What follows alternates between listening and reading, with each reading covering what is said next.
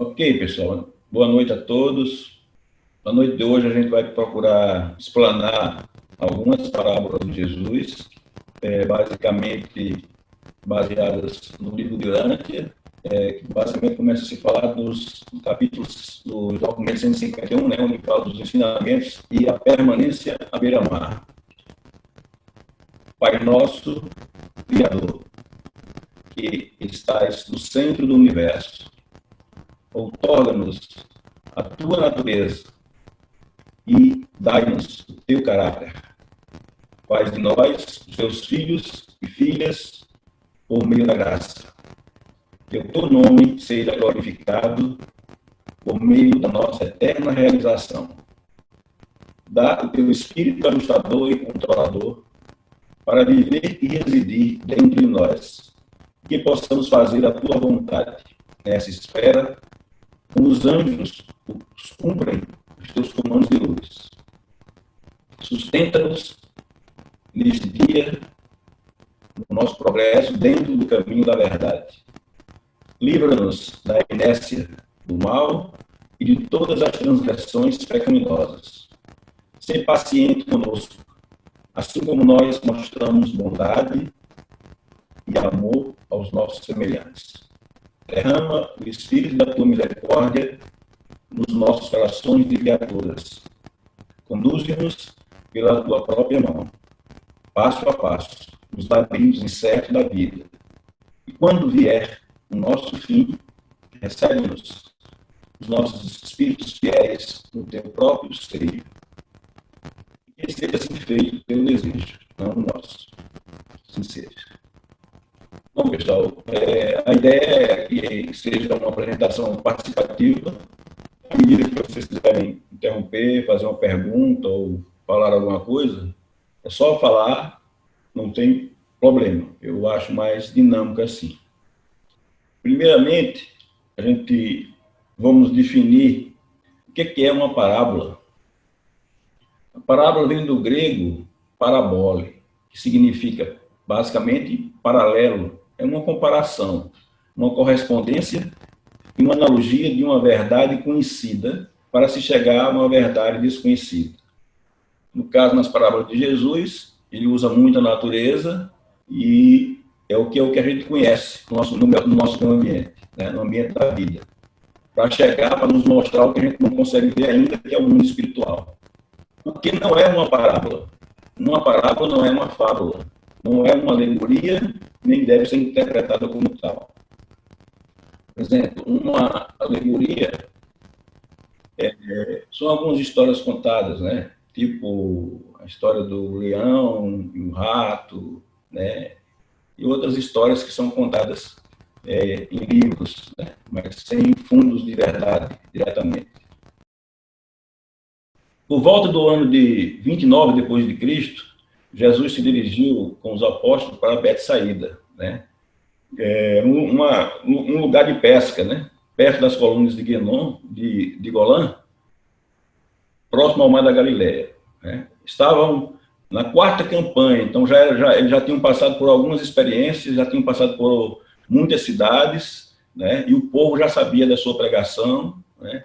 Inclusive os rabinos, né? Acompanhando com alguns espiões, às vezes, a maioria das vezes criticando, né? Os inimigos já eram muitos e diziam que as obras do mestre eram feitas pelo poder de Satanás e Beelzebub. Então, antes dessa viagem a Betsaída, ele passou pela sua cidade natal, Nazaré, né? E lá não foi uma boa estada, né? Lá ele, se a gente ver direitinho lá, o livro de Urântia diz que ele quase foi morto, né?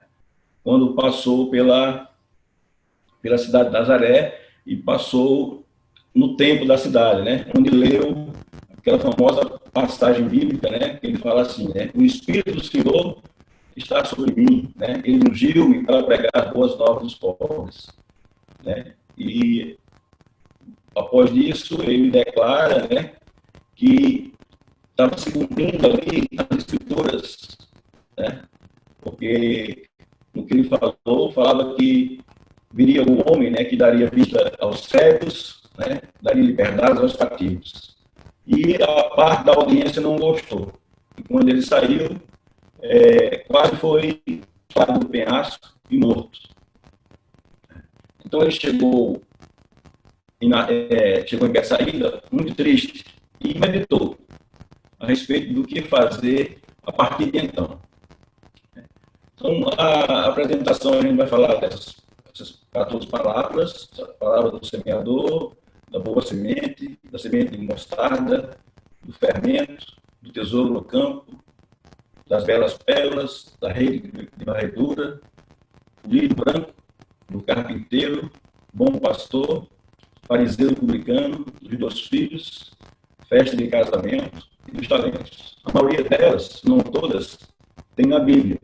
Só que o livro do Urântia nos apresenta com maiores detalhes, né? Um contexto maior e com mais coerência do todo, e de maneira tal que a gente consegue entender melhor. Então vamos seguir. Parábolas do semeador. Essa foi a primeira parábola pretensiosa que Jesus apresentou. Ele estava em um bar na praia meditando. E cerca de 1000 pessoas se reuniram na praia em um domingo de manhã. Pedro saiu do bar e queria pregar, como de costume, a multidão. Mas Jesus disse: vou contar uma história a eles. E disse: um semeador saiu para semear. E aconteceu que semeou, e algumas sementes caíram no caminho, e foram pisadas e devoradas pelos pássaros do céu. Outras sementes caíram sobre as pedras, onde havia pouca terra, e logo surgiram porque não havia profundidade no solo.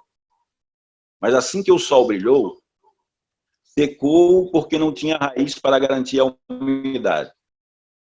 As outras sementes caíram entre os espinhos, e à medida que os espinhos cresceram, foram sufocadas e não produziram frutos. Ainda outras sementes caíram em boa terra, crescendo, produzindo umas 30, umas 60 e umas 100. Quando terminou a parábola, disse à multidão: quem tem ouvidos para ouvir, ouça. Após essa parábola, essa história, os apóstolos e os que estavam com ele, quando ouviram Jesus ensinar as pessoas dessa maneira, ficaram perplexos. E depois de muita conversa, naquela noite, no jardim de Zebedeus, Mateus disse a Jesus: mestre, qual é o significado das palavras sombrias que você apresenta à multidão? Por que você fala em parábolas? Para aqueles que buscam a verdade. E Jesus respondeu: eu vos tenho instruído com paciência durante todo esse tempo. A vós é dado conhecer os mistérios do reino do céu. Mas para a multidão que não sabe discernir, e para aqueles que buscam a nossa destruição, de agora em diante, os mistérios do reino serão apresentados em parábolas. Assim, nós faremos para os que realmente desejam entrar no reino, possam discernir o significado do ensino e dessa forma encontrar a salvação. Ao passo que aqueles que nos estiverem escutando apenas para nos pegar de surpresa, acabarão ficando mais confundidos, pois verão sem nada ver e ouvirão sem nada ouvir. Não conheceis a lei do Espírito, ao qual decreta que aquele que tem será dado, e dado em abundância, mas aquele que não tem será tomado até mesmo o que ele tem. Por isso, de agora em diante, eu falarei muita coisa ao povo, por parábolas, para que nossos amigos e aqueles que desejam saber a verdade possam encontrar o que procuram, enquanto os nossos inimigos e aqueles que não amam a verdade possam ouvir sem entender. Então foi uma surpresa grande para os apóstolos entenderem por que ele estava agindo daquela maneira. Foi uma maneira que ele achou que iria, de uma maneira, aplacar os inimigos, né? Que também, por algumas características, ia deixar as pessoas que ouvirem trabalhando na mente até entenderem, cada um com seu grau de entendimento, né? Pedro e o seu grupo concluíram que a parábola do semeador era uma alegoria e que possuía um sentido oculto, e foram a Jesus pedir uma explicação, dizendo: nós não somos capazes de penetrar no significado da parábola, e peço que a expliqueis, pois que disseste que a nós é dado conhecer os mistérios do reino. E Jesus disse a Pedro: meu filho, não desejo esconder nada de ti, mas primeiro dize a mim sobre o que conversaste, qual a tua interpretação da parábola. Pedro disse: mestre, nós falamos muito a respeito da parábola, e a nossa interpretação é: o semeador é o pregador do evangelho. A semente é a palavra de Deus. A semente que cai à beira do caminho são aqueles que não compreendem o ensino do evangelho. Os pássaros apanham as sementes que caem no chão. Representam Satã, o maligno que rouba aquilo que foi semeado nos corações dos ignorantes. A semente que cai nos locais rochosos e que brotam muito subitamente são as pessoas superficiais e irreflexivas, que, ao ouvirem as boas novas, recebem a mensagem com júbilo, mas, como a verdade não tem nenhuma raiz no seu entendimento, a sua devoção tem vida curta diante da tribulação, diante dos problemas. Quando chegam as dificuldades, esses crentes tropeçam e sucumbem quando tentados. A semente que cai entre os espinhos representa todos aqueles que ouvem a palavra com boa vontade, mas permitem que as preocupações do mundo e o engano da riqueza asfixiem a prática e assim se tornam infrutíferas. As sementes que caem em bom solo crescem até darem algumas 30 e outras 60 e outras até 100 grãos. São aquelas que, após havendo ouvido a verdade, recebem-na em vários níveis de entendimento, devido aos seus dons intelectuais diferentes, e por isso manifestam em vários graus de experiência religiosa.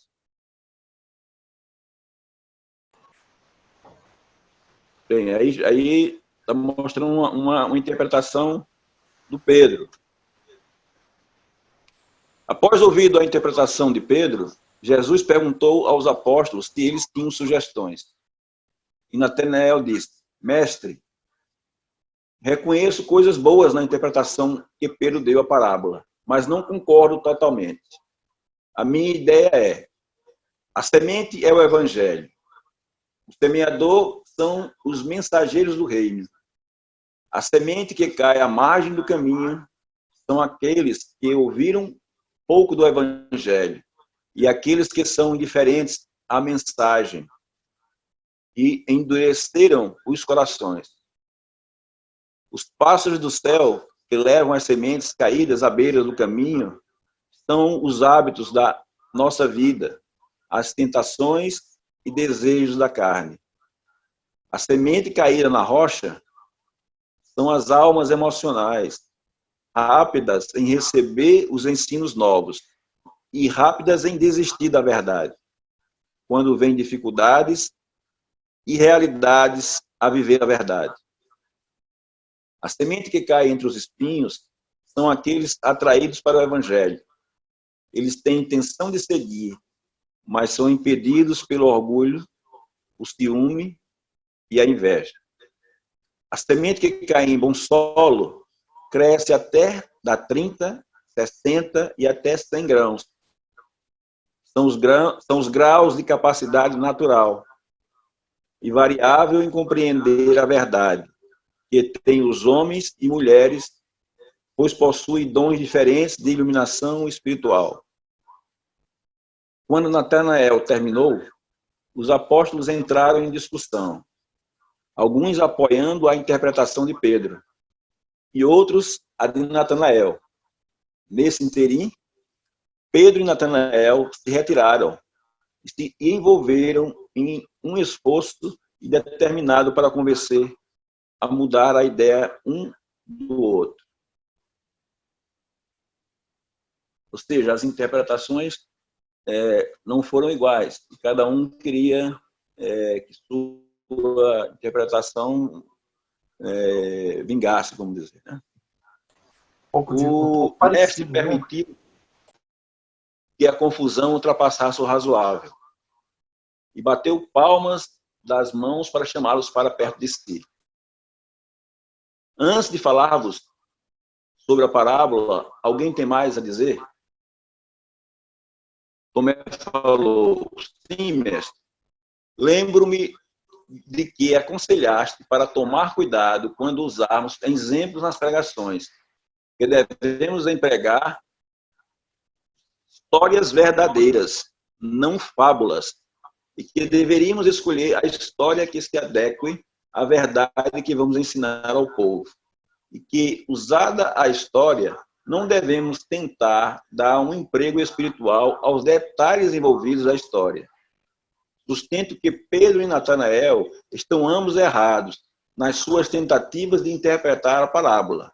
Estou seguro que todas as tentativas de fazer uma parábola natural, produzir analogias espirituais em todos os seus detalhes, pode resultar em confusão e erros de concepção sobre o verdadeiro propósito da parábola. E devo estar certo pelo fato de que, se há uma hora atrás tínhamos um só pensamento, e agora estamos dois grupos separados que sustentam opiniões diferentes e que mantêm tais opiniões a ponto de até interferir na minha opinião diferente. As palavras de Tomé teve efeito calmante para todos.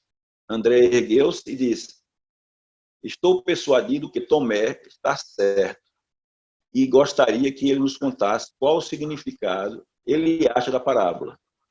Tomé disse: essas parábolas ensinam-nos a grande verdade que nossos ensinamentos serão acompanhados por vários níveis de êxitos e que as diferenças dos resultados são devidas às condições, às circunstâncias da nossa ministração, condições sobre as quais temos poucas ou nenhum controle. E ainda tem aí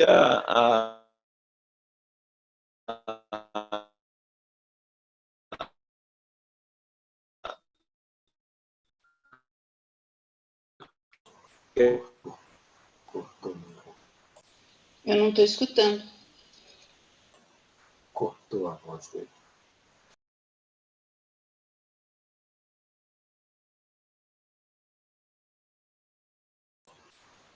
Que pena. Cada um também tem um grau de entendimento. A maioria estava pronta para concordar. Estou escutando? Voltou agora. Cortou Tudo bem, pessoal? Cortou Agora bastante, tá. viu, Major?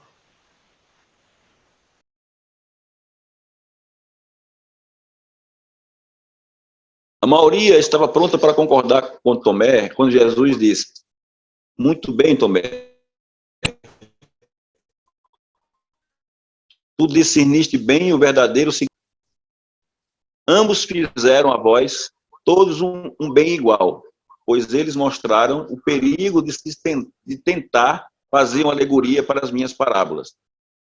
Podeis, com proveito, fazer tais voos de conjectura imaginativa, Mas vós cometereis erros sempre que buscardes oferecer conclusões no vosso ensinamento público. Passado a atenção, congratulavam-se uns com os outros pelas suas interpretações. Frequentemente, cada um dos apóstolos aventurava-se a fazer uma interpretação das parábolas do mestre, como haviam feito por meio de uma alegoria, mas nunca mais eles levariam essas especulações a sério.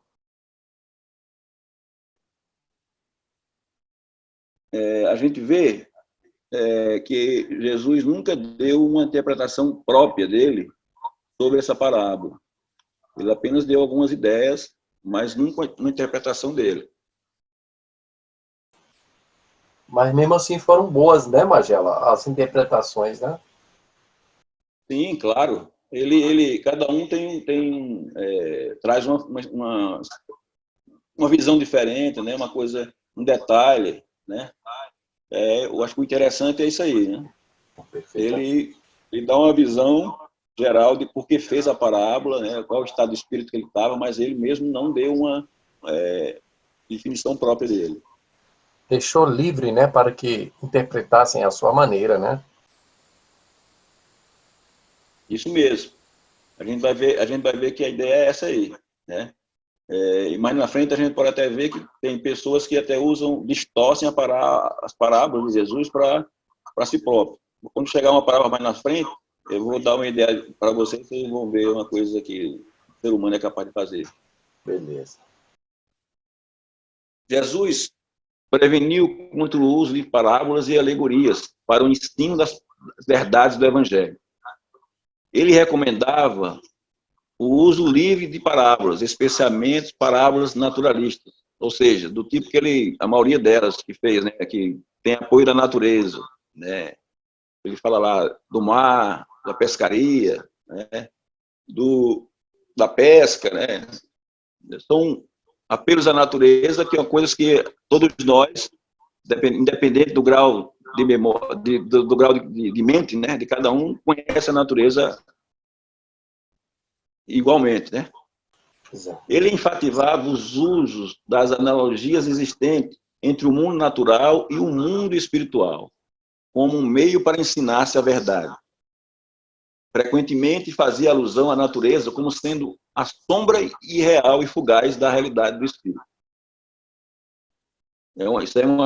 Essa frase já é um paralelo, né, entre o material e o espiritual, né, dizendo que o que a gente chama do mundo material nada mais é do que uma sombra do mundo espiritual. Jesus narrou 3 ou 4 parábolas dos hebreus, chamando a atenção para o fato de que esse método de ensino não era novo, mas tornou-se quase um método novo de ensino, do modo como ele o empregou desde então. Então, quem leu já o livro durante inteiro, lembra, por exemplo, tem algumas histórias do Velho Testamento que Jesus apresentou como se fossem parábolas, e as pessoas que lêem a Bíblia tomam como se fosse verdade. Um exemplo lá, a história de Jó, né? Jesus, em uma parte do Evangelho aqui no livro de Urântia, ele diz que a história do Jó é uma parábola, né? Aquilo não existiu, nunca existiu, mas foi uma maneira que alguém criou um personagem para ensinar ao povo também, né? Do mesmo jeito, outra parábola que é tomada a sério na Bíblia, aquele caso lá de Jonas e a baleia. Jonas, né? Isso.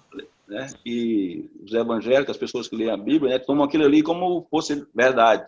Realmente aconteceu aquilo, que Jonas foi engolido pela baleia, passou um tempo dentro do estômago da baleia e depois sobreviveu, né? E Jesus conta para a gente, né, que aquilo ali é uma palavra. Magela, no tempo do profeta Davi também, né, o profeta fez uma alegoria, né, com ele pegando a ovelha, né, do vizinho, né? Isso mesmo. Ou seja, é o que ele diz aqui, né, que esse método de usar parábolas não era um método novo quando ele usou, já se usava antes dele, né? Ele apenas empregou como uma maneira de facilitar até mesmo a administração dele, o ministério dele, né? Ele vai dizer mais na frente, né? Os amigos dele são aqueles que procuram a verdade, né? E que essa verdade, mesmo que a pessoa de cara não entenda a parábola, mas ele vai ficar matutando, trabalhando na mente, até chegar a uma compreensão melhor. Né? Por exemplo, tem parábolas da Bíblia de Jesus que tinha umas 2 parábolas antes do livro de Urântia que eu passei anos e anos para entender. Ao ensinar aos apóstolos o valor das parábolas, Jesus chamou a atenção para os seguintes pontos. A parábola tem apelo para vários níveis diferentes, da mente e do espírito. A parábola estimula a imaginação, desafia o senso do discernimento e provoca pensamento crítico. Ela promove a simpatia sem despertar antagonismo. A parábola parte de coisas conhecidas e chega ao discernimento desconhecido. Utiliza o material como meio de apresentar o espiritual e o supramaterial. As palavras favorecem a tomada de decisões morais, ou seja, diante do impasse moral, a gente é mais fácil lembrar uma parábola do que lembrar um discurso, vamos dizer, de Jesus, né? Então, é muito propício para a mente da gente, dá para a gente essa situação que a gente consegue tomar uma decisão mais rápida e mais acertada. A parábola escapa de muitos preconceitos e joga na mente uma nova verdade, de um modo encantador, né, inesquecível, né? E a tudo isso ela faz despertando um mínimo de autodefesa, de ressentimento. Rejeitar a verdade contida na analogia parabólica requer uma ação intelectual consciente, que despreza diretamente o vosso próprio julgamento honesto e a vossa decisão equânime. Por exemplo, uma parábolazinha pequenininha, assim, tipo assim, quem planta flores vai colher flores, quem planta espinho vai colher espinho. Isso aí fica inteligível a qualquer mente humana. Então, a pessoa, por mais, vamos dizer assim, que não tenha que tem uma boa índole, ela não tem capacidade assim de dizer que está errado, né? E quem planta flores não vai colher flores, vamos dizer, né? O ensino na forma de parábola capacita aquele que ensina a apresentar verdades novas e surpreendentes e, ao mesmo tempo, evita amplamente qualquer controvérsia e choque externo com a tradição e com a autoridade estabelecida. No caso aí, dos pontos que ele queria trabalhar, né? Não era hora de bater de frente direto com os inimigos. A parábola também possui a vantagem de estimular a lembrança da verdade ensinada, ou seja, fica fácil de lembrar qualquer tempo, quando as mesmas cenas conhecidas forem encontradas posteriormente. Ok, pessoal? Alguma pergunta, alguma citação aí? Se não souber, aí tem os universitários.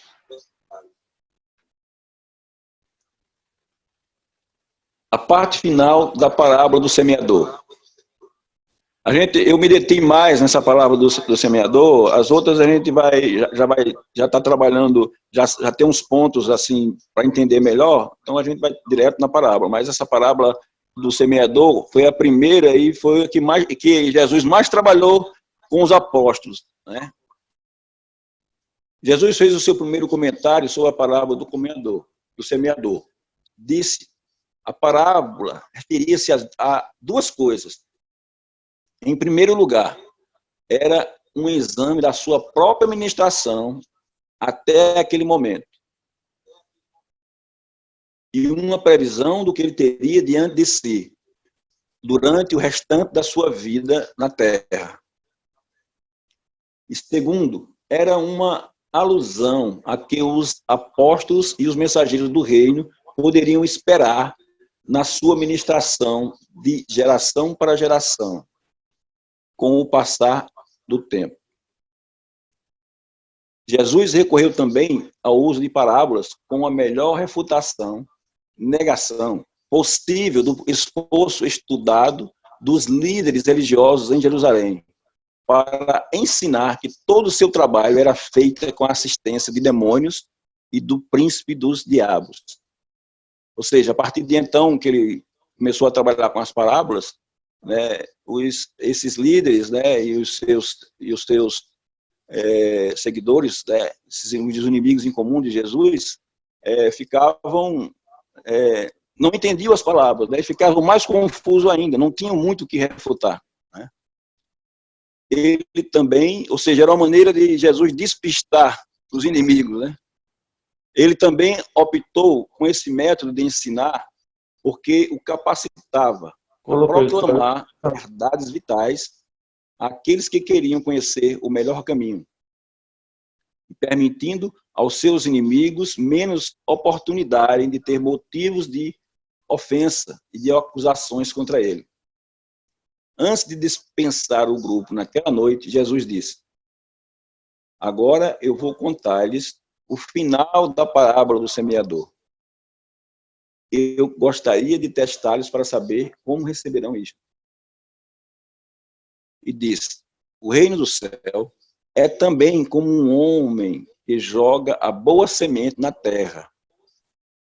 E enquanto ele dormiu à noite e foi cuidar dos seus afazeres do dia, a semente brotou e cresceu. E embora ele não soubesse como aquilo aconteceu, a planta veio a frutificar. Primeiro surgiu a folha, depois a espiga, e então surgiu o grão inteiro na espiga. E, finalmente, quando o grão estava amadurecido, ele passou a foice e a colheita terminou. Aquele que tem ouvidos para ouvir, que ouça. Essa frase final, né? Aquele que tem ouvido para ouvir, que ouça, ele basicamente dizia em todo o final da palavra, das parábolas, né? Induzindo que os discípulos trabalhassem, né, no que tinham ouvido, né, para processar no cérebro e ter ter um discernimento próprio, né, do que a palavra estava querendo dizer. Os apóstolos repassaram essa parte muitas vezes em suas mentes, mas o mestre nunca mais fez outra menção ao trecho adicional da parábola do semeador.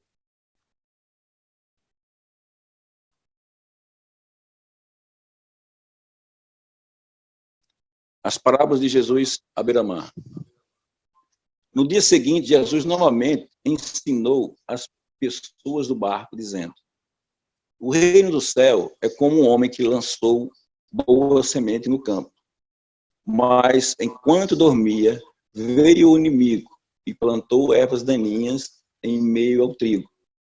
Assim as folhinhas surgiram e estavam prontas para dar fruto, quando depois apareceram também ervas daninhas, joio, né? Então vieram os servos da casa e disseram: Senhor, não plantaste boa semente no teu campo? Então, de onde vieram essas ervas daninhas? E assim respondeu aos servos: um inimigo fez isso. E os servos perguntaram: gostarias que fôssemos lá e arrancássemos essas ervas daninhas? Respondeu-lhes o Senhor: não, para que enquanto estiveres ajuntando, não arranques o trigo também. Melhor deixar que as duas cresçam juntas, até a hora da colheita. Quando então eu direi aos ceifadores: ajuntai primeiro as ervas daninhas, em feixes para serem queimadas, e depois ajuntai o trigo, que será estocado no meu celeiro. Vamos ver, que interpretação daríamos essa parábola, né? A gente, basicamente, aí, ele cita aí que o inimigo plantou uma má semente, né? Plantou o joio. Né? Ao meu raciocínio, ele cita ou vamos dizer assim, algo até planetário, né? Algo até a nível da Terra, né? Que o inimigo veio e plantou o que não era bom em nosso planeta, né? E tempos em tempos existe uma colheita, né? Onde se separa os bons dos maus, né? Tem várias interpretações. A minha interpretação basicamente é essa. Quem quiser também dar o seu pensamento, está aberto. Ele continua. O reino do céu é como um grão de semente de mostarda que um homem semeia no seu campo.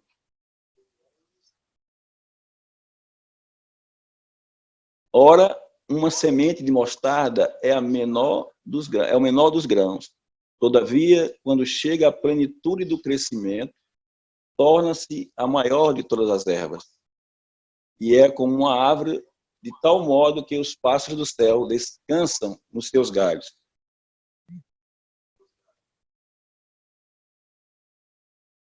Eu vejo que aí que Jesus está ensinando, nessa parábola aí do grão de mostarda, né, uma clara comparação entre a pequena semente de mostardas e o reino dos céus, onde o semeador é o próprio Jesus e seu ministério é a semente.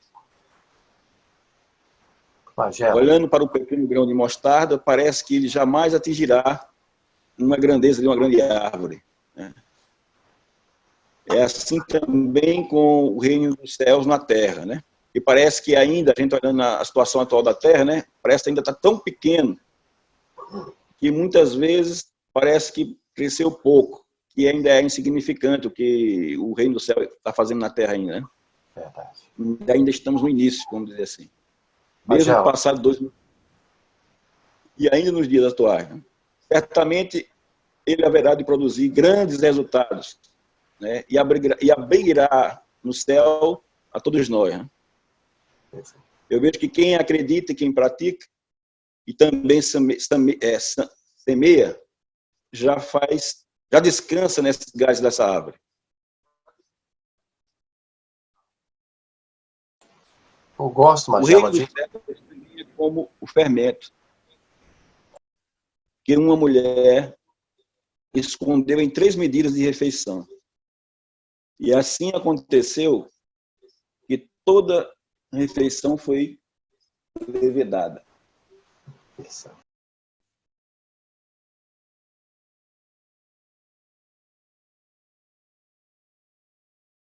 Alguém tem ideia de dar um significado para essa pequena parábola, mas de grande significado?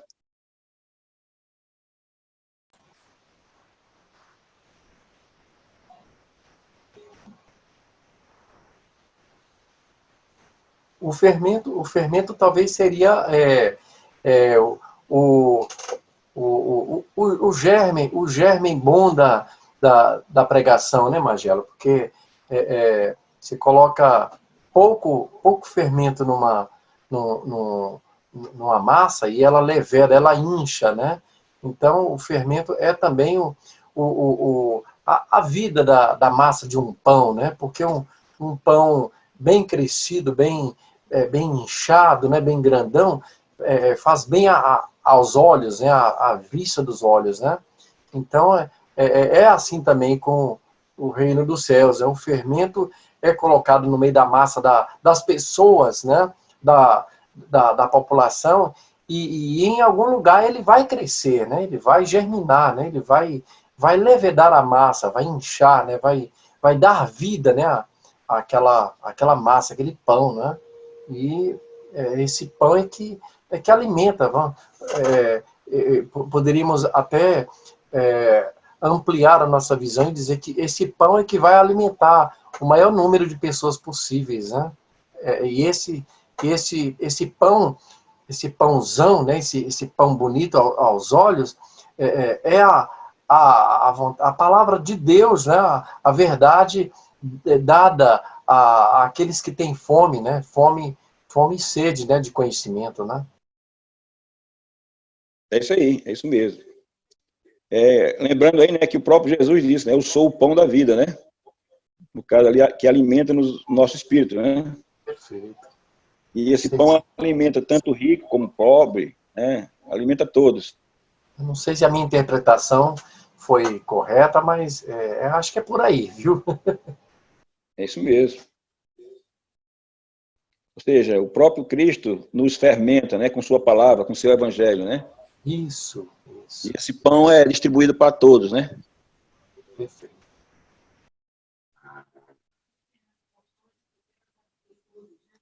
É isso aí, em pequenas atitudes, gerando luz. O reino dos céus também é como um tesouro escondido em um campo que um homem descobriu.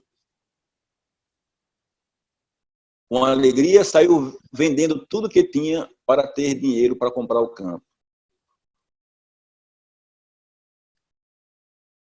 Quem tem ideia aí do significado espiritual da palavra?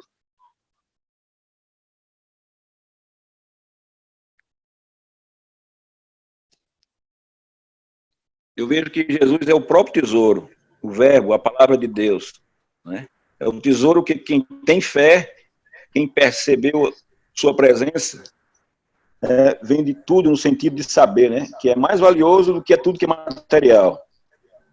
E quando o homem o encontra como seu salvador, ele investe tudo para ficar com esse tesouro no seu coração e um tesouro de luz que nos leva para a vida eterna.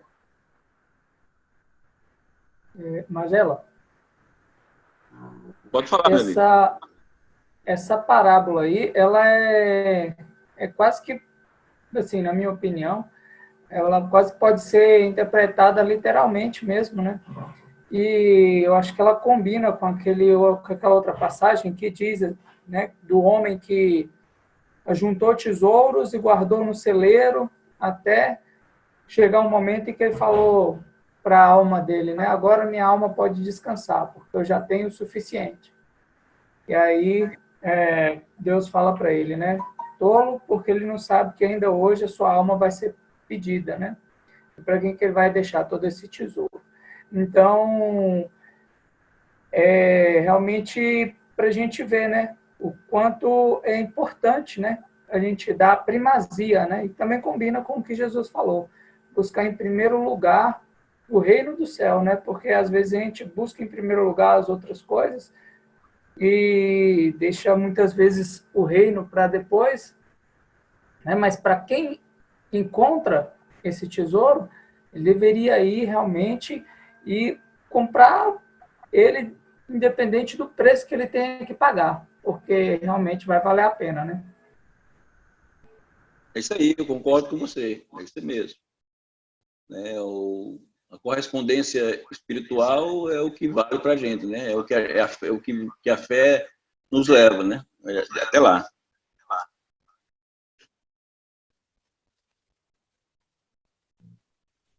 O reino dos céus também é como um mercador que busca belas pérolas e, tendo encontrado uma pérola de grande valor, saiu e vendeu tudo que possuía para poder comprar a pérola extraordinária. Parece com a anterior, né? Nos leva ao mesmo fim espiritual.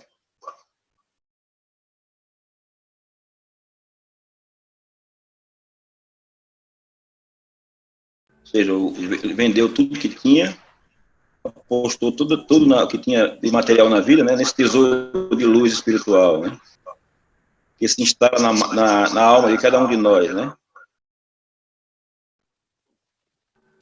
E mais, o reino do céu é como uma rede de arrastão que foi lançada ao mar e pegou toda espécie de peixe. Ora, quando a rede estava cheia, os pescadores puxaram-na até a praia e ali se sentaram e se separaram os peixes, ajuntando os bons em vasos, enquanto os ruins eles jogaram fora.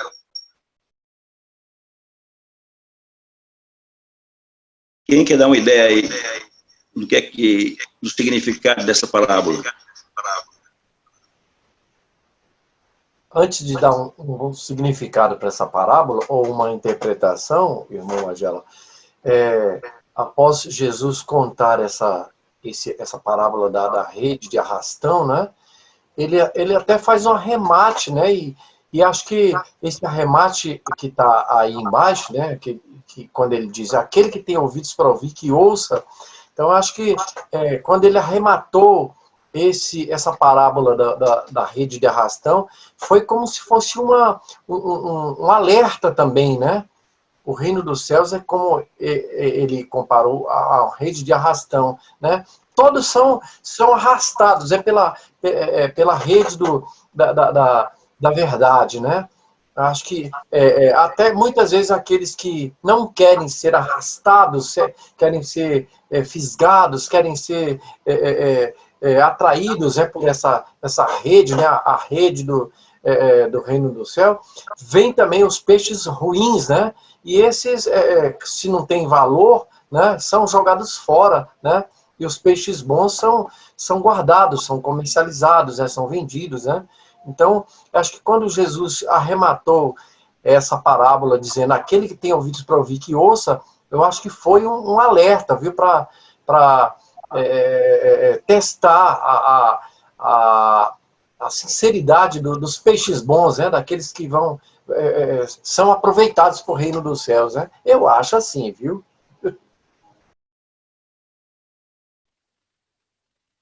É interessante. O que eu acho do principal nessa, que eu vejo, o que essa palavra quer dizer, que é a escolha do ser humano, né? Então, são as coisas da vida. Quando você lança as redes e tira para fora e separa os bons, né, dos que não prestam. Né? E ali, nessa separação, você está fazendo uma escolha. Né? Se a gente fica só com esses peixes bons, são as coisas boas da vida. Né? Então, são os valores espirituais, vamos dizer assim. E se o homem, quando ele joga a rede, é o trabalho que ele faz no dia a dia, né? O mar, no caso aí, são as coisas da vida, são o mundo lá fora. Eu vejo por essa linha de raciocínio, assim, né? E que se você fica só com os peixes bons, a sua vida vai ser desenvolvida, né? Com as coisas boas, direitas que cada ser humano pode fazer as escolhas, né?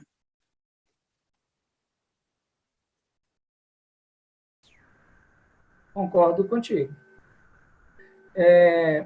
Essa parte do aquele que tem ouvidos para ouvir, que ouça, esses dias eu ouvi uma pessoa dizendo que Deus, ele quer o nosso melhor. E quando a gente pede o que ele quer, ele atende, né? Ele nos atende. Então, o que permite com que nós adentremos ao reino do céu? É sinceridade e vontade. Então, e fé, com certeza, né? E a vontade de querer entrar. Então, muitas vezes as pessoas seguiam Jesus com objetivos totalmente diferentes daqueles que estavam com o coração interessado em aprender, né? Em desenvolver o seu espírito, em desenvolver a sua amizade com Deus. E Jesus, ele, ao contar as parábolas, confundia eles, né? Eles não tinham ouvidos espirituais para entender o que ele falava. Mas o que acontece? Ele falava também que aquele que pedir será dado, né? Então, quando a pessoa pedia, escutava Jesus e não entendia, ela podia ainda pedir para Deus: Senhor, me dá ouvidos para ouvir o que Jesus diz. Porque quando juntam a vontade de uma pessoa que quer com a vontade de Deus, que também quer, isso acontece. Né? Então, assim, a porta, mesmo com as parábolas, ela não estava fechada. Ela só estava fechada para quem não queria. Né? Isso é muito legal. Ele chega a dizer no livro de Dante, né, o que o pede será dado é uma lei, né? Muitas outras parábolas Jesus contou à multidão. Dessa época em diante, raramente ele ensinava a não ser por esse método.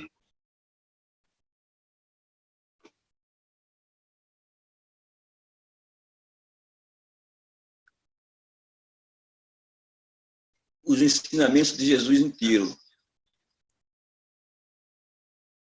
Numa quarta-feira à tarde, durante o seu sermão, Jesus antes contou aos seus seguidores a história do lírio branco, que levantava a sua cabeça, pura como a neve, à luz do sol, enquanto as suas raízes estão enterrados no lodo e no esterco do solo escuro.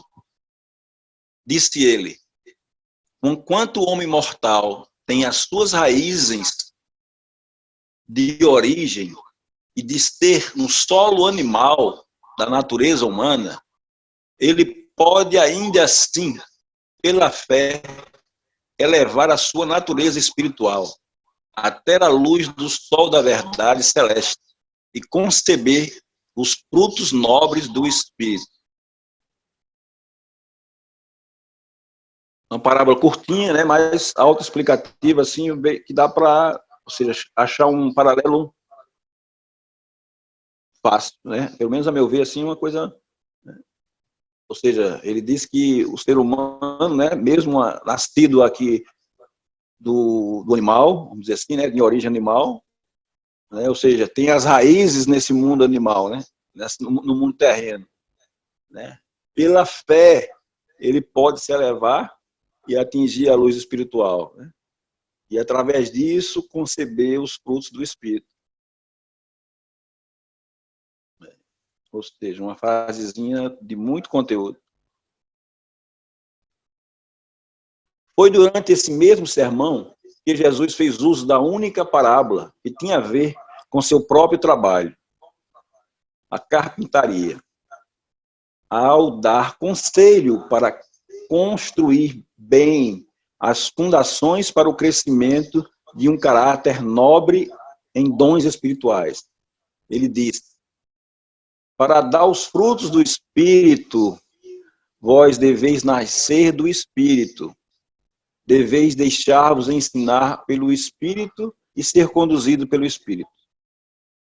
Mas não cometas o erro do carpinteiro tolo, que passa o seu precioso tempo esquadrinhando, medindo e aplanando a madeira comida por cupins e podre por dentro, sendo que, depois de todo o seu trabalho, em um barrote podre, terá que rejeitá-la como inadequado para fazer parte das fundações da construção que seria erguida, devendo suportar ataques do tempo e das tempestades. Que cada homem certifique-se de que as fundações intelectuais e morais do caráter sejam tais que suportem adequadamente a superestrutura da natureza espiritual, que se amplia e que enobrece. E assim deve transformar a mente mortal para, então, em conjunção com essa mente recriada, realizar a evolução da alma até o seu destino imortal. A vossa natureza espiritual, a alma, conjuntamente criada, é um desenvolvimento vivo, mas a mente e a moral do indivíduo são o solo a partir do qual essas manifestações mais elevadas no desenvolvimento humano e do destino divino devem florescer. O solo da alma em evolução é humano e material, mas o destino dessa criatura combinada de mente e de espírito é espiritual e divino. Tem muita coisa nessa parábola, né? Verdade. Não me lembrava dessas parábolas. Eu tinha lido o livro Urântia 2 vezes, não me lembrava dessa parábola do carpinteiro. Ele aí faz um resumo de muita coisa que que o livro nos fala, né? O livro ensina antes dessa quarta parte de Jesus, né? Ele faz, quem lê as três primeiras partes, ele faz um resumo assim e faz uma unidade, um sistema bem feito. Exatamente. Mas é uma parábola simples de entender do lado material, né? Ou seja, do lado que ele explica o que realmente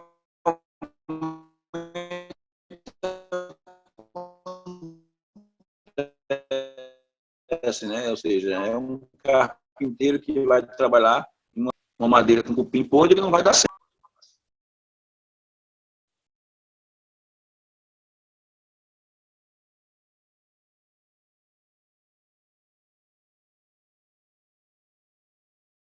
A parábola do bom pastor. Um grupo de mais de 300 habitantes de Jerusalém, de fariseus e outros, seguiu Jesus até o norte de Pela, quando ele tratou de sair da jurisdição dos governantes judeus, ao final da festa da dedicação.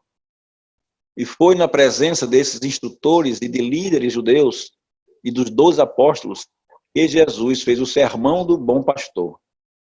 Depois de meia hora de conversa informal, dirigindo-se a um grupo de cerca de 100 pessoas, Jesus diz. Ele faz basicamente essa parábola em função da situação que ele estava passando, ainda com relação aos inimigos, né? Ele coloca dentro dele, ou seja, coloca dentro da parábola essa situação. Tenho muito para falar-vos nesta noite, e visto que muitos de vós sois meus discípulos, e outros meus inimigos, mordazes inimigos, irei apresentar o meu ensinamento por meio de uma parábola, de modo que cada um possa tirar para si próprio aquilo que for mais bem recebido pelo seu coração. Nesta noite, e diante de todos nós, estão muitos daqueles que se disporiam a morrer por mim e por este evangelho, e muitos deles ofereciam desse modo nos anos que virão. Em meio a vós estão também alguns escravos da tradição que me seguiram desde Jerusalém e que, junto com os seus líderes iludidos, estão nas trevas, tentando matar o Filho do Homem. A vida que ora vivo na carne, julgar-vos-á a todos, os verdadeiros pastores e os falsos pastores. O verdadeiro pastor reúne seu rebanho no abrigo, à noite, em tempos de perigo. E quando chega a manhã, ele entra no abrigo pela porta e chama as ovelhas, e assim eles conhecem a sua voz. Todo pastor que faz entrada no curral por outro meio, que não seja pela porta, é um ladrão e um saqueador. O pastor verdadeiro só entra no abrigo depois que o porteiro lhe abre a porta, e suas ovelhas, conhecendo a sua voz, vêm atendendo ao seu chamado. As ovelhas que lhe pertencem, assim se adiantam, e o pastor verdadeiro vai à frente delas, mostrando-lhes o caminho, e as ovelhas o seguem. As ovelhas seguem-no porque conhecem a sua voz. Elas não seguem a um estranho, e fugirão do estranho porque não reconhecem a sua voz. Essa multidão de pessoas que se reúnem em torno de nós é como ovelhas sem um pastor. E pois, quando lhe falamos, elas identificam a voz do pastor e nos seguem. Aquelas que têm fome da verdade e que têm sede de retidão, ao menos o fazem. Alguns de vós não sois do meu aprisco, não conheceis a minha voz, e não me seguis. E porque sois falsos pastores, as ovelhas não conhecem a voz, nem vos seguirão. Muito linda essa parábola. É Eu acho que Jesus fez, eu acho que Jesus fez uma analogia ao que o salmista diz no Salmo 23, né, Magela? O Senhor é meu pastor, nada me faltará. Né? Os israelenses já conheciam essa ideia de Deus ser o pastor, né? E ele estava agora dizendo, né? Eu sou o bom pastor, né? Que lindo. É interessante, que inclusive daqui a pouco, na lâmina, ele mesmo, nesse caso aqui, ele basicamente traduz a parábola, né?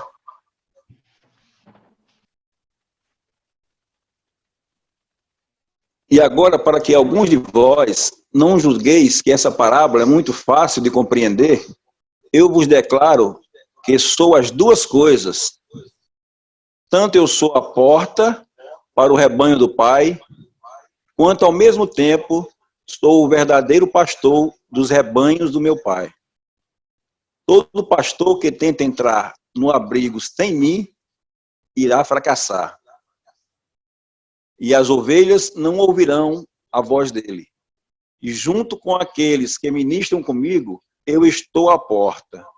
Toda alma que entrar no caminho eterno, pelos meios que eu criei e ordenei, será salva, e tornar-se-á capaz de continuar o caminho pelos pastos eternos até o paraíso.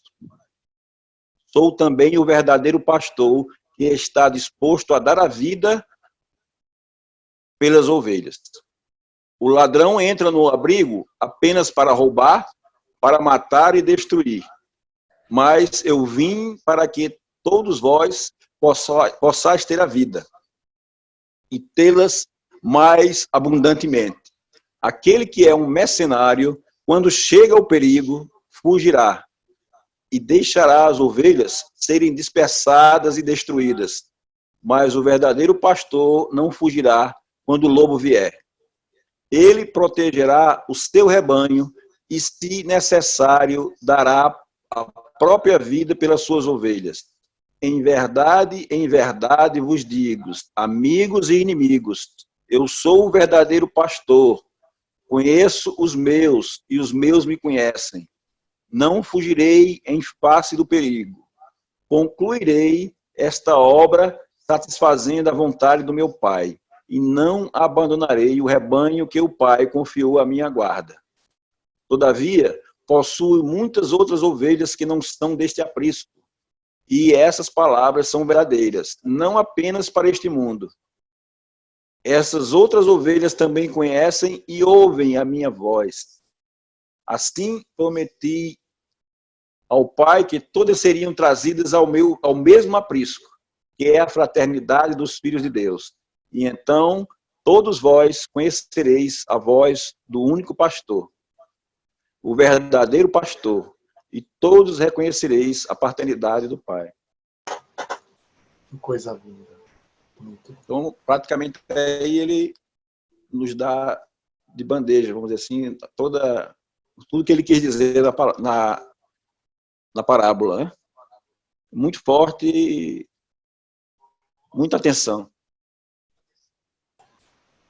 E ele chama também ao pai do verdadeiro pastor, né? Ele sempre levava ao pai a fama, o sucesso e direcionava todos, né, ao pai, né, Magela? Todo o objetivo final, alcançar o Pai.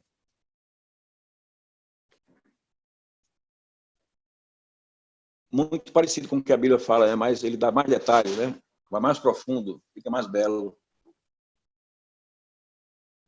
A parábola do fariseu e do publicano. A caminho da Judéia, Jesus foi seguido por um grupo de quase 50 dos seus amigos e inimigos.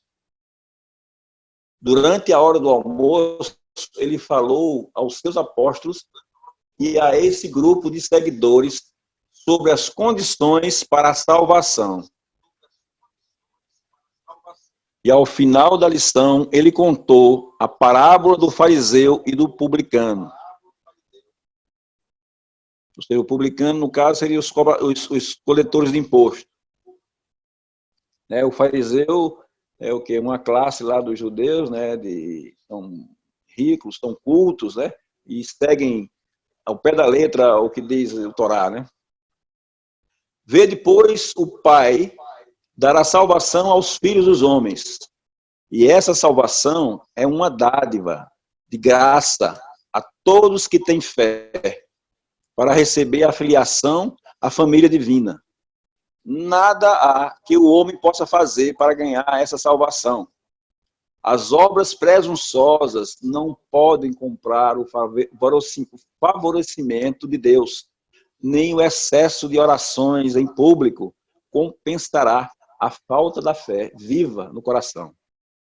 Aos homens podeis enganar com as vossas obras externas, mas Deus vê dentro das vossas almas.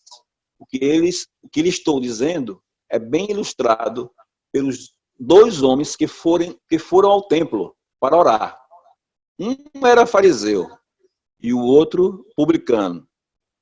O fariseu permaneceu de pé e orou para si próprio. Ó Deus, agradeço-te porque não sou como o resto dos homens, opressores, ignorantes, injustos, adúlteros, ou até mesmo como esse publicano. Jejuo 2 vezes por semana. O Torá mandava jejuar uma vez, esse aí já dobrava. E dou o dízimo por tudo que ganho. O publicano, no entanto, permaneceu distante, sem atrever-se sequer a levantar os olhos para o céu, batendo no peito e dizendo: Deus, seja misericordioso com um pecador como eu. Eu vos digo que o publicano foi para casa com a aprovação de Deus, ao contrário do fariseu, pois aquele que se exalta será humilhado, mas aquele que se humilha será exaltado. Tem alguns estudiosos que chamam também a parábola do orgulhoso e do humilde. Bacana. É muito interessante, né?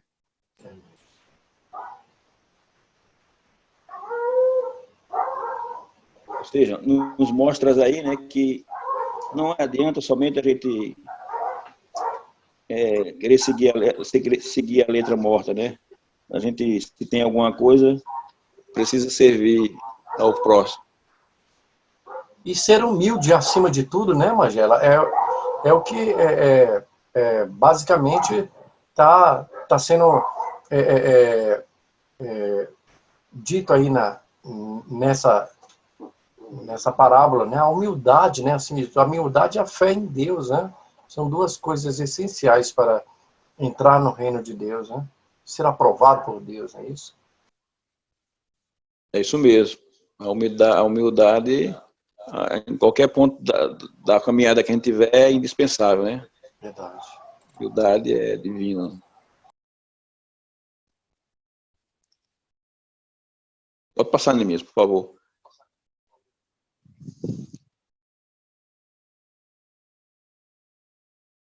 Parábola dos 2 filhos.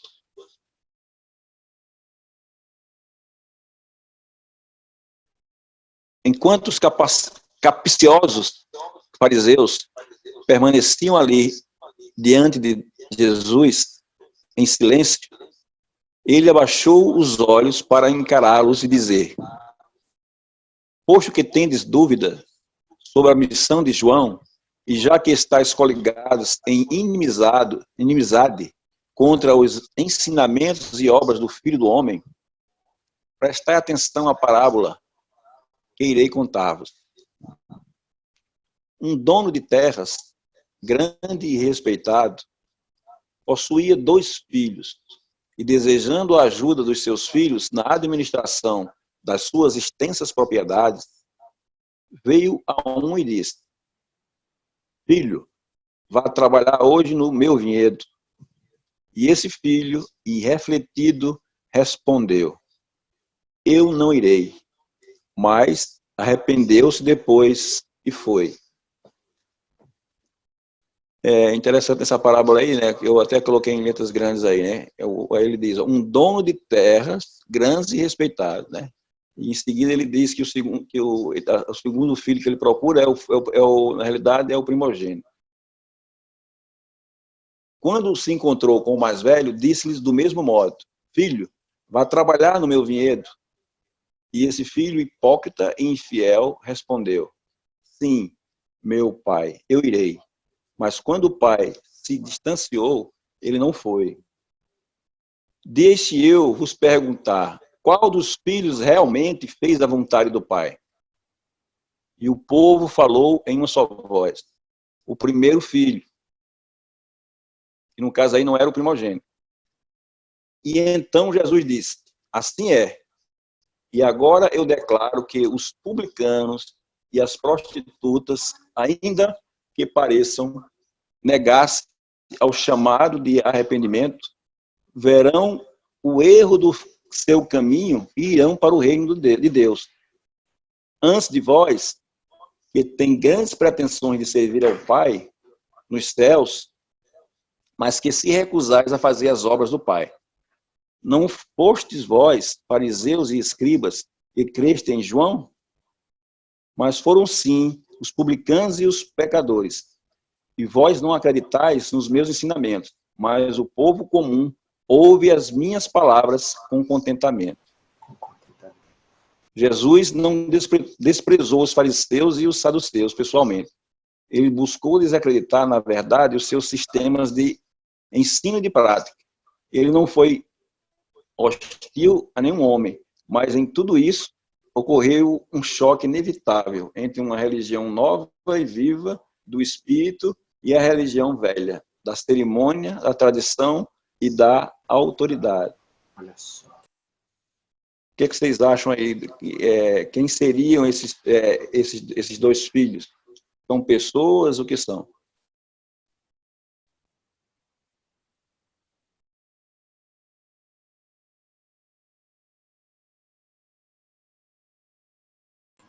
São religiões também. Religiões e pessoas. Você vê que no final ele fala ele fala de um choque entre uma religião velha, né, de cerimônia, de tradição e de autoridade, né, em choque com a religião viva e do Espírito. A meu ver, seria o que? Vamos dizer assim, existia a religião dos judeus, né, e tinha um trabalho, que no caso é por isso que eles chamam de o filho primogênito, né? O primeiro filho, que foi a primeira religião que realmente acreditou no único Deus, só que era uma religião, assim, vamos dizer, orgulhosa, né? Que eles pensaram que o Deus era só deles, né? Enquanto que o que eles chamavam de gentios, né? Que são as pessoas que não eram judeus, né? Que no início não acreditavam em Deus, também que não era tanto difundido, mas depois do Evangelho esse povo que antes dizia que não ia seguir, ou desconhecer Deus, né? E foi o que mais desenvolveu essa verdadeira religião. Eu vejo por aí. Hoje em dia, Magela e irmãos que me ouvem, infelizmente, o cristianismo que existe hoje, né? Infelizmente, se tornou essa velha religião, né? Muitos estão abandonando a fé, estão se tornando ateus, alguns satanistas, né? Alguns comunistas, alguns abandonando mesmo tudo quanto é de ideia de religião, né? E uns poucos, aqueles que são remanescentes, aqueles que acreditam ainda, né? Numa possível religião espiritual, que estão aderindo, né? A esse novo modo de encarar a Deus, né? Seria então estes que Jesus diz que as prostitutas, os publicanos, né? Esses, como ele diz aqui, vós não acreditaram nos meus ensinamentos, mas o povo comum ouve as minhas palavras com contentamento.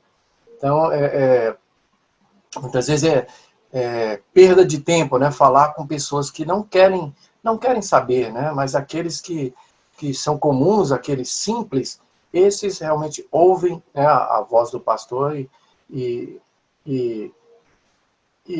praticam, né? Passam a praticar a verdadeira religião, né? E nós temos a ferramenta, né, nas mãos, que é o livro de Urântia, né?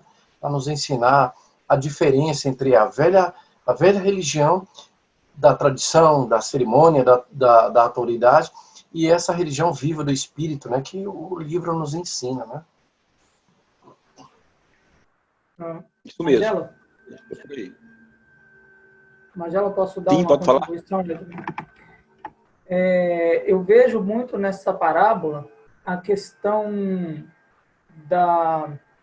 do atender, né? Muitas vezes o pai chama o filho, ele ouve, mas não vai.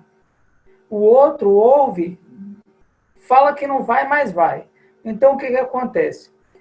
Quando a gente lê algo, quando a gente aprende algo no livro de Urântia, uma verdade nova para nós, ela vem desconstruir, muitas vezes, um ensinamento antigo que a gente tem. Verdade. E para nós é como se fosse um chamado, né? Vem e me segue. Abandona isso, vem e me segue pelo caminho novo, né? Então, existem as pessoas que escutam, entendem e não vão. Porém, existem as pessoas que escutam, entendem e vão. A diferença está em executar ou não executar.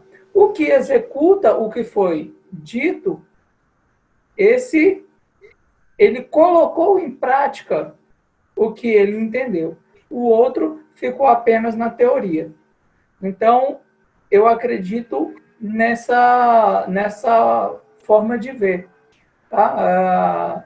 Naquele que ouviu e atendeu, para aquele que ouviu, muitas vezes guardou no coração, mas ficou ali preferindo o mundo, né, as suas paixões mundanas, ao que ele estava sendo chamado para fazer. Isso mesmo. É por aí. Tá certo. Pode passar, Neemias, por favor.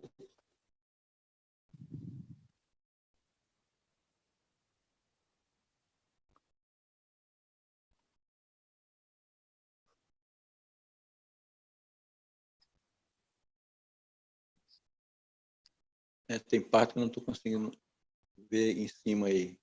Não sei se vocês também estão. Deixa eu ver aqui.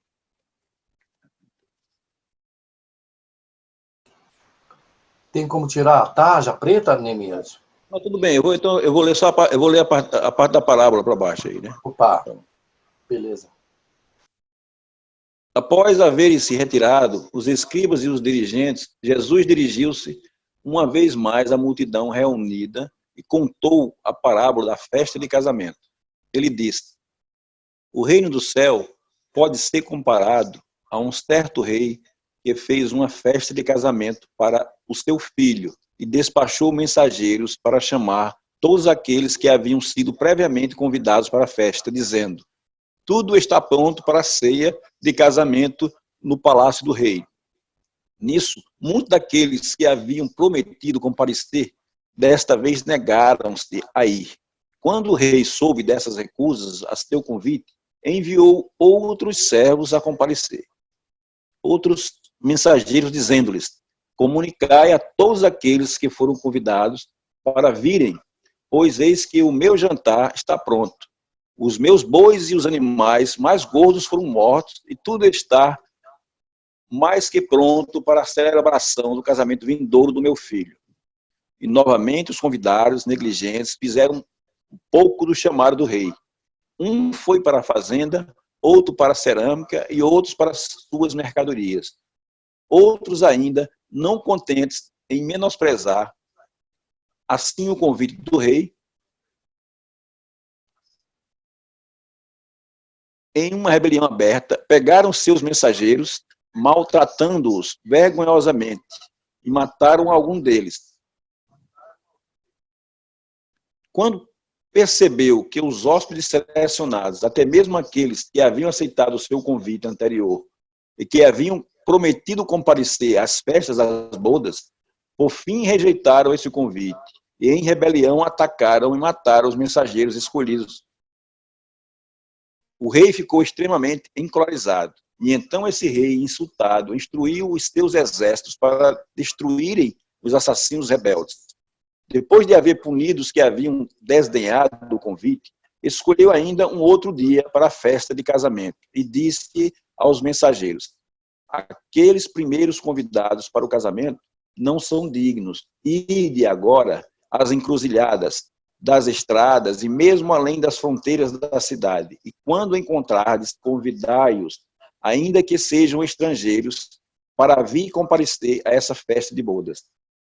E então esses servidores foram às estradas e locais fora de rota, reunindo tanto quantos encontraram, bons e maus, ricos e pobres, de modo que, afinal, a sala de casamento ficasse repleta de convivas dispostos.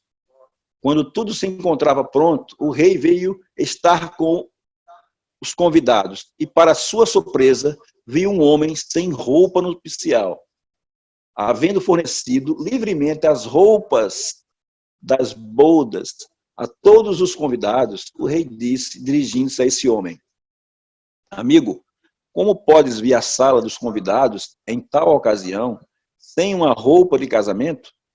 E esse homem, desprevenido, ficou calado. Então disse o rei aos serviçais: expulsem da minha casa este convidado sem consideração, e que ele compartilhe da sorte de todos os outros que desprezaram a minha hospitalidade, rejeitando o meu chamado.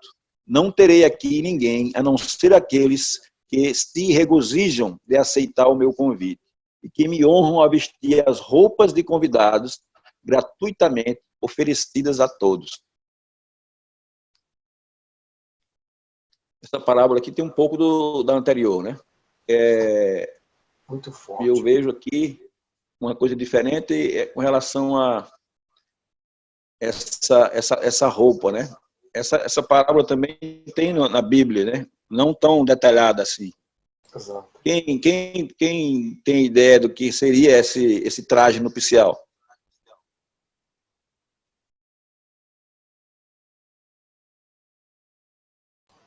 Eu acho que seria a nossa vestir a santidade de Deus, né?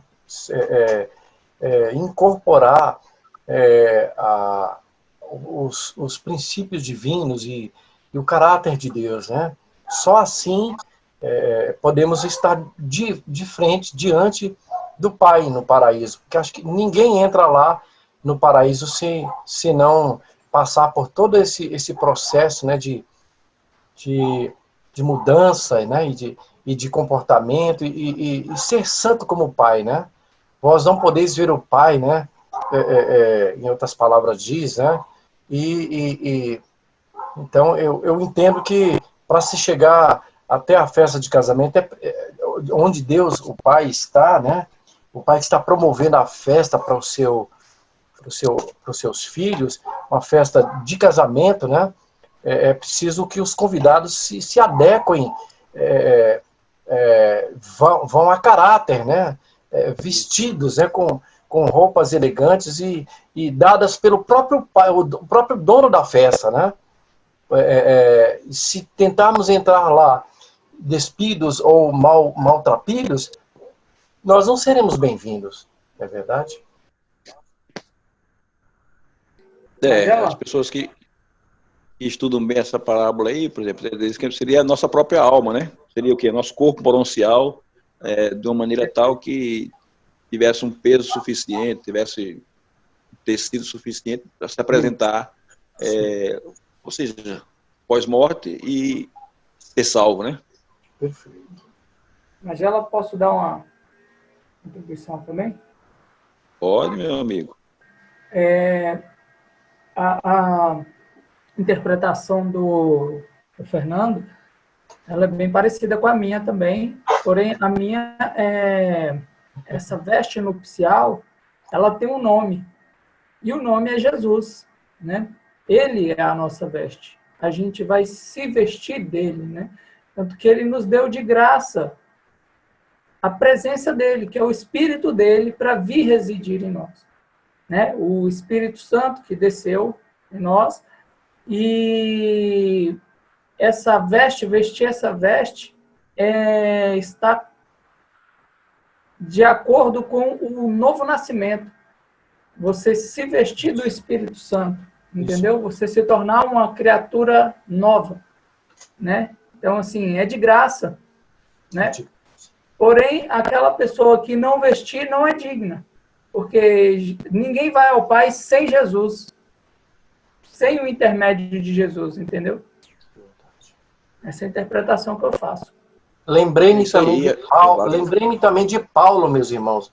Paulo, né, de perseguidor passou a ser perseguido, né, por ser também um seguidor do mestre, né? E ele se imbuiu tanto da vida em Cristo, né, que ele chegou a dizer numa das suas cartas, né, eu já não vivo mais, mas Cristo vive em mim, né? Que coisa linda, né? Cristo vivia nele, e aqueles que, os perseguidores, aqueles que odiavam, né, os seguidores de Cristo, dizia que eles se pareciam tanto com Cristo que passaram a chamá-los de cristãos, né? Que lindo. É justamente Jesus que nos torna dignos, né, de participar ali, através do amor dele, né, ele dá a sua vida pelas suas ovelhas, que ele nos torna novos e vivificados, né, limpos para estarmos com o Pai, através da graça. Essa veste também pode ser considerado como sendo a graça, né, a aceitação da graça, a aceitação de Jesus, o novo nascimento. Foram chamados de renascidos do Espírito, né? Novos em Cristo, né? Em outras palavras, né? De Paulo, ele fala isso também. É isso aí. O importante é a gente ir, de vez em quando, estudando, né? Estudando as palavras para ter um entendimento melhor. E cada vez que a gente estuda, a gente tem uma compreensão melhor, vê né? E é aquilo lá que a gente viu no começo, né? O Pedro tinha uma, o Natanael tinha outra, né? E Jesus não disse que ninguém estava errado. Cada um tinha a sua interpretação, cada um está num grau e cada um vê o que pode ver, né? O importante é continuar a caminhada no caminho verdadeiro. Me fez lembrar também, eu sei que você já está adiantado no estudo, Magela, mas me lembrei também de Jesus conversando com Nicodemos. Ele disse, é necessário... vos necessário nascer de novo, né? Esse novo nascimento, como diz o nosso irmão Adriano aí, é esse mesmo, essa veste, né? Que a gente nossa alma moroncial, que a gente vai tecer aqui através da fé, né? Através do serviço ao Pai, serviço ao Reino, né? Que a gente tece essa veste, essa alma, né? Para a gente estar no mundo das nações, né? É isso aí. Essa outra aqui é pequenininha. Vamos lá aqui, ó. Ensinando em Sidom. Ao entrar em Sidom, Jesus e seus colaboradores passaram por uma ponte. A primeira de muitas que eles viram. Quando passaram sobre essa ponte, Jesus, entre outras coisas, disse: este mundo é apenas uma ponte. Passai por ele, mas não deveis pensar em construir nesse local nele um local de residência. Então, eu vejo assim, o primeiro pensamento que vem pode pensar assim, pô, mas eu não vou construir uma residência, né? Então, a residência que eles falam aí não é uma casa, uma moradia material, né, que todo ser humano precisa. É a gente não passar a vida toda querendo construir coisas materiais, pensando nas coisas materiais. Tá entendendo que um dia nós vamos fazer a passagem dessa ponte para um mundo quase espiritual, né? um mundo moroncial, no caso. Exatamente. Esse que eu vejo. Se alguém quiser falar mais algo. Tem um profeta do Velho Testamento, acho que é Miqueias, né? Que ele diz: levantai-vos e de-vos embora daqui, que aqui não é o vosso lugar de descanso, e de-vos por causa da imundícia que destrói dolorosamente. Né? Eu acho que Jesus, quando fez essa analogia, né, da ponte, a vida como uma ponte, eu acho que ele estava tentando, ele estava lembrando também dessas palavras do profeta, né, do passado, né, Miqueias, né? Isso. Parábolas dos talentos. Essa palavra aí foi a derradeira parábola que Jesus deixou. Né? E ele dá uma importância para ela. E também é muito conhecida. Né? Enquanto indivíduos e como uma geração de crentes, escutai-me contar uma parábola. Havia um grande homem que, antes de sair para uma longa viagem a um outro país, chamou seus servos de confiança e passou às mãos deles todos os seus bens. A um deu 5 talentos. Deu 2 a outro. E ainda um outro deu 1 talento. E assim ele fez com o grupo inteiro de honrados servidores, a cada um confiando seus bens de acordo com as capacitações de cada um. E então partiu. Depois que o Senhor partiu, seus serviçais puseram-se a trabalhar para ganhar lucros sobre os bens confiados. Aquele que tinha recebido 5 talentos começou a negociar e fez de lucro outros 5 talentos. Da mesma maneira, aquele que tinha recebido 2 talentos ganhou logo mais 2. E assim todos os servidores proporcionaram ganhos ao Senhor, exceto aquele que havia recebido apenas 1 talento. Este, por sua vez, cavou sozinho um buraco na terra, escondendo ali o dinheiro do seu senhor. Em breve, o senhor retornou inesperadamente e chamou-os o acerto de contas.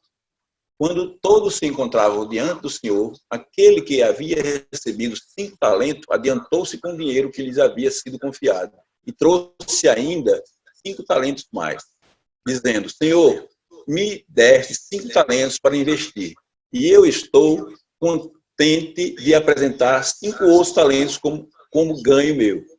O Senhor lhe disse: muito bem feito, meu bom e fiel servidor.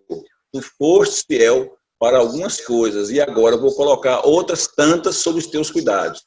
Entra e partilha da alegria do teu Senhor. Então, aquele que havia recebido os 2 talentos adiantou-se, dizendo: Senhor, entregaste 2 talentos nas minhas mãos, e olhai, ganhei esses outros 2 talentos. E o Senhor disse: tu fizestes bem, bom e fiel servidor. Tu também foste fiéis em umas tantas coisas, e agora te entrego muitas. Entra na alegria do teu Senhor.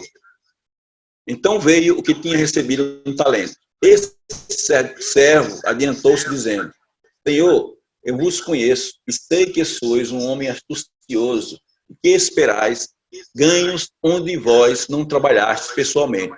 Portanto, eu fiquei temeroso de arriscar aquilo que a mim foi confiado. Escondi o vosso talento debaixo da terra. Aqui ele está. Agora tendes o que vos pertence. Respondeu-lhe o Senhor: tu és um serviçal indolente e folgado. Pelas tuas próprias palavras, confessas que sabias que eu iria exigir de ti uma prestação de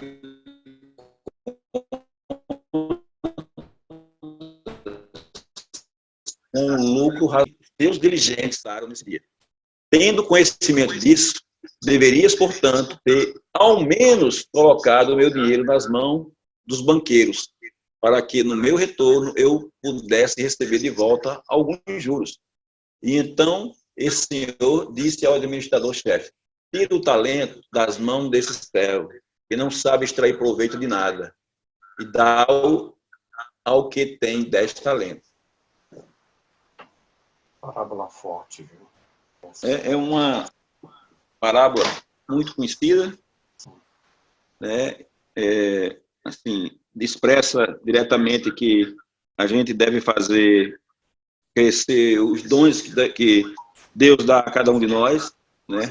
E procurando sempre desenvolver, né? Não ficar estático no dia a dia, né? Procurar aprender coisas novas, aprender a servir mais, procurar botar a palavra de Deus em prática. Não ser indolente nem folgado, né, Magela? O bom vivant, né? Isso, bom vivant.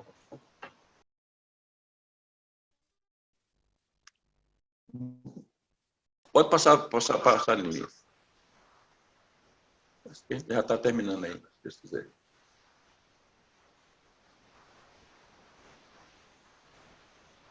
A interpretação da parábola dos talentos.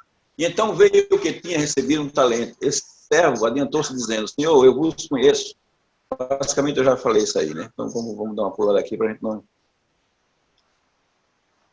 Tá. Então aqueles que já possuem, mais será dado e terão em abundância. Mas até mesmo aquele, né, no caso que tem, será tirado daquele que não possui. Não podeis permanecer passivos nos assuntos do reino de Deus. Meu Pai exige que todos os seus filhos cresçam na graça e no conhecimento da verdade. Vós que sabeis dessas verdades, deveis fazer crescer os frutos do Espírito e manifestar uma devoção crescente ao serviço desinteressado dos vossos semelhantes, que também são servidores. E lembrai-vos de tudo o que ministrais ao menor dos teus irmãos. A mim é que esse serviço estará sendo prestado. E assim é que devereis cuidar dos negócios do Pai, agora e para sempre. E eternamente mesmo. Continuai até que eu venha. Cuidai com fidelidade daquilo que vos for confiado, e assim estareis prontos para a prestação de contas da morte. E tendo vivido assim, para a glória do Pai e satisfação do Filho, entrareis com alegria e com júbilo extremamente grande no serviço eterno do reino perpétuo. Acho que a gente finaliza por aí. Agora, aqui tem a relação de, basicamente, de todas as parábolas da Bíblia, no caso aí, né? Tem alguns estudiosos que dizem que tem 50 parábolas, outros dizem que tem 40, mas aí, no caso, deve ter 40 entre 50. Né? Segundo o estudioso, o livro de Urântia tem 42. Eu não cheguei a contar. Agora a gente tem que ter cuidado com as interpretações, né? Que foi uma das coisas que Jesus deixou claro lá na primeira palavra, na primeira parábola, né?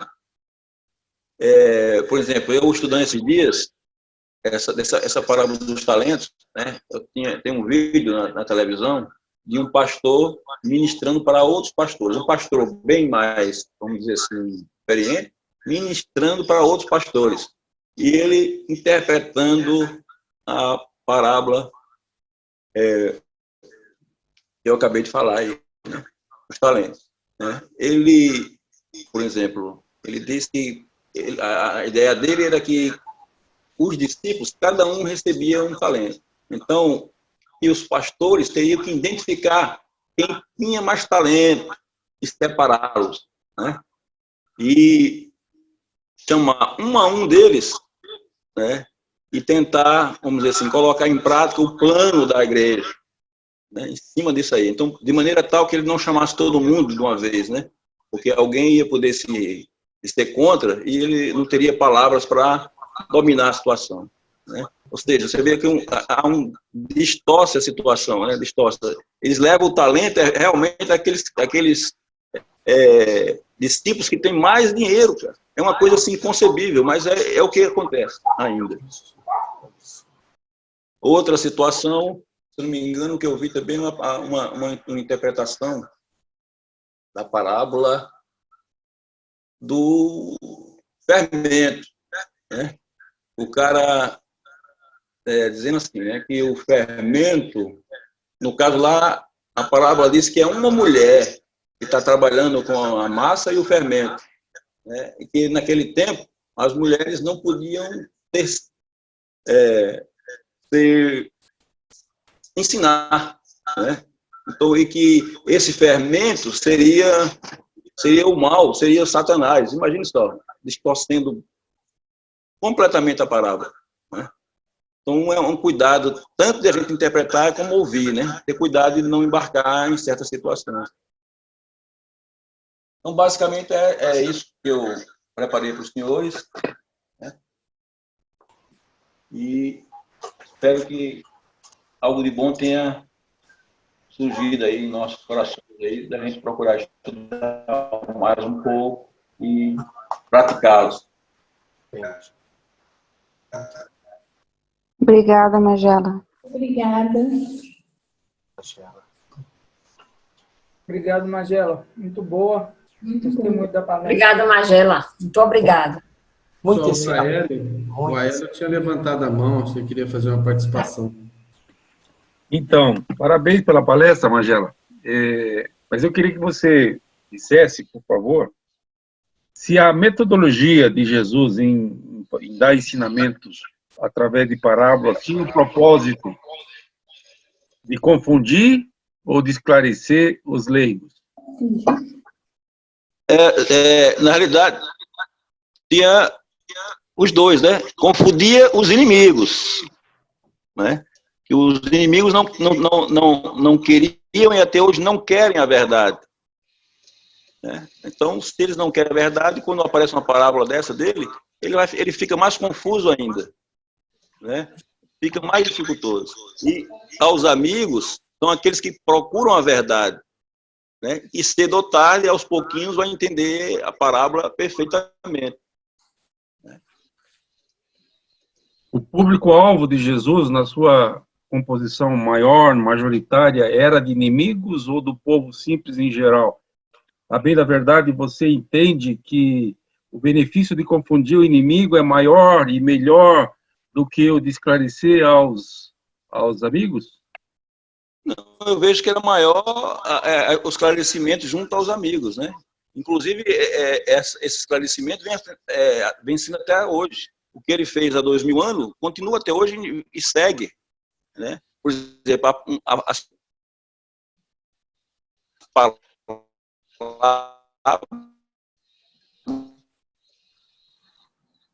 Na sua opinião, Magela, as parábolas que você colocou na sua apresentação, né? E não muda, não vai mudar o significado final. Em qualquer planeta do universo.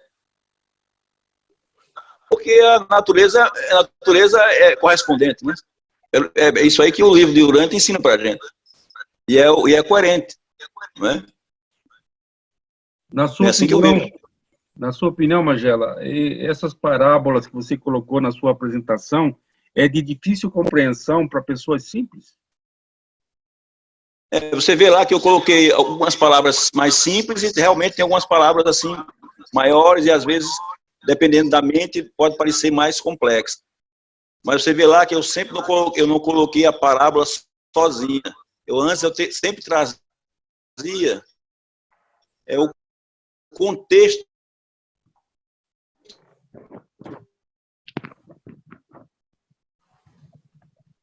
Magela, dessa série... Como Jesus trouxe aquela parábola? Né? Ele tá atrasando o som. Pode falar, Hélio. Dessa série de palestras que você colocou, provavelmente nos slides finais, você fez menção de onde essas parábolas estavam na Bíblia. Você chegou a fazer alguma correlação dessas mesmas palavras no livro de Urântia e se o significado ficou prejudicado de alguma maneira? Sim, o que eu vejo é que as parábolas que aparecem na Bíblia, elas aparecem assim, soltas, vamos dizer assim, entendeu? Diretamente, não aparece para a gente com um conceito, não tem uma qualidade, assim, do pano de fundo, do porquê que ela surgiu, porquê que Jesus trouxe aquela parábola, entendeu? O livro de Urântia traz mais detalhes, né? O divino está no detalhe, né? É por isso que, às vezes, o livro de Urântia, você vê que a pessoa que está ensinando para a gente no livro de Urântia, os supra-humanos, né? Eles sempre trazem uma história, ele diz até certo, chega a dizer até o dia, foi de manhã, foi de noite, foi na primavera, para que a mente da gente consiga retratar e compreender melhor, né? Fixar melhor. Eu vejo assim. Mas é pouca diferença. Não quer dizer que a Bíblia traz parábolas que ajudou muita gente e vai ajudar muita gente ainda. O livro de Urântia apenas faz uma pequena upgrade, dá uma alta definição da situação.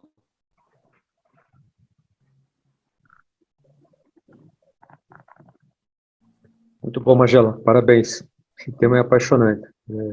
Pena que você tenha sido prejudicado por conta do som. Eu tive dificuldade de ouvir você, mas você manda muito bem. Parabéns. Gostei demais. Ok, pessoal. Compreendam e teremos cada vez mais, eu espero que todos nós que somos, né, somos buscadores da verdade, que a gente precisa estudar mais, né, e principalmente pôr em prática, né, devagarzinho, a gente chega lá. Eu queria só fazer um comentário sobre essas parábolas aqui, que tem duas parábolas que a gente encontra na Bíblia, e que o livro de Urântia diz que não foi contada por Jesus. Uma delas é a parábola do rico e Lázaro. Jesus nunca contou essa parábola, isso é uma história que era contada... Era João Batista, né? Não, era uma história já da tradição judaica, que falava sobre o rico, Lázaro, e eles, ao morrer, iriam para o seio de Abraão. Então, essa história Jesus nunca contou. E também a parábola das 10 virgens, que Jesus nunca contou, porque Jesus nunca falou sobre o Apocalipse ou o fim do mundo, coisas desse tipo, né? Então, são essas duas parábolas que a gente encontra na Bíblia, mas que não fazem parte do livro de Urântia, e eles deixam claro que Jesus nunca contou essas duas parábolas. Será que essas parábolas foram colocadas com má intenção, Neemias? Porque se sustenta, se o cristianismo hoje sustenta o Apocalipse, o fim do mundo, né? E essas parábolas realmente retratam, né, o fim de todas as coisas. Com que intenção será que foi acrescentado esses textos, essas parábolas na Bíblia? Por quê? Vai saber. Então, você perguntou para mim? Sim. Eu entendo que, com o passar do tempo, como os evangelhos foram escritos muitos anos depois das experiências que eles viveram com Jesus, então eles falam de coisas que eles foram gravando na memória. E às vezes você começa a contar uma parábola ou uma história, acreditando que aquilo é verdadeiro, e com o passar do tempo acaba se tornando, na mente desse povo, como se fosse verdadeiro. E aí, ao longo de uma lista enorme de parábolas contadas por Jesus, as outras acabaram entrando e fazendo parte, como se fosse também contadas por Jesus. Eu acho que não foi assim uma má intenção, foi a forma como eles foram passando essa informação de geração em geração ali, acabou ficando registrado. É igual o milagre de Jesus caminhar sobre as águas. Pedro, todos sabiam que era um sonho de Pedro, mas depois, com o tempo, isso foi sendo contado como se fosse uma experiência tão real para Pedro, como se aquela visão realmente tivesse... Sabe aqueles sonhos que a gente tem que parece que foi real? Chamados lúcidos. A pessoa interpreta como se fosse uma visão celestial, uma coisa desse tipo. E aí isso ganha forma, acabou sendo contada como se Jesus realmente tivesse caminhado sobre as águas.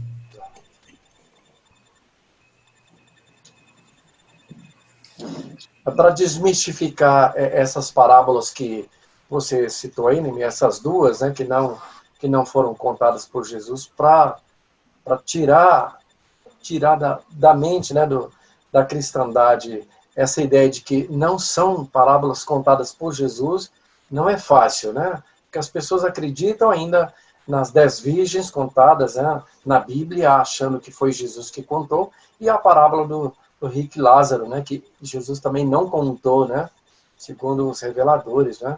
Para tirar isso da cabeça da cristandade não vai ser fácil, né? Não é fácil porque está registrado na Bíblia e eles a têm como a palavra de Deus e ela é infalível. Então, assim, como é que eu vou dizer que aquilo está lá na Bíblia e não é verdade, né? Mas quando a gente entende que Jesus nunca falou sobre o inferno, então fica fácil de entender por que ele nunca contaria a parábola do rico e Lázaro, de que um estaria queimando no inferno e pedia para que o outro traga pelo menos um pouquinho de água para eu molhar minha língua, né? Muito quente aqui. Então, assim, essa ideia do inferno é um mito, e aí Jesus realmente nunca queria contar algo assim. Hoje a gente vê que é uma aberração, mas assim, na minha época que eu estava na igreja, eu não interpretava, eu via como verdade, porque não tinha essa noção, né? Mesma coisa das virgens, sobre que Jesus virá para levar, né, arrebatar a igreja. Então, todo esse conceito apocalíptico de arrebatamento, isso está muito arraigado dentro dos ensinamentos cristãos. E aí você não tem como tirar. Isso aí só mesmo o trabalho de desconstrução que o livro de Urântia promove. A pessoa precisa primeiro confiar que o livro de Urântia, o seu conteúdo, olhando o todo, ele é muito maior do que aquilo que nos foi ensinado, e aí ele se torna tão grande que aí as parábolas acabam perdendo força dentro do conhecimento aí. E a pessoa tem que desconstruir, tem que abrir mão de algumas coisas, e isso leva tempo. Muitas pessoas sentem um choque no início, mas se ela persistir na leitura, com o passar do tempo, isso vai sendo desconstruído. Bacana. É esse o propósito do livro de Urântia, né? Desconstruir aquilo que foi mal interpretado e foi colocado ao longo de 2000 anos, né? Na mente da cristandade, né? No planeta, né? Porque acho que nem todos os que são cristãos conhecem também esses ensinamentos, mas muitos não guardam, não seguem, né? Não aceitam, né? Não aderem, né? E essa nova geração de adeptos de Cristo, né? Os seguidores de Cristo, né? Esses vão aos poucos entender o propósito da revelação, né? Para viver essa nova realidade, essa religião, a religião de Jesus, né? Como o livro propõe. Né? Ok, pessoal, muito grato aí também a vocês. Uma boa noite a todos aí. Noite. Boa noite, muito obrigada. Estava ótimo. Obrigado, Magela. Estava maravilhoso. Boa noite a todos, hein? Abração, Magela. Boa noite, gente. Até sexta. Até logo. Boa noite.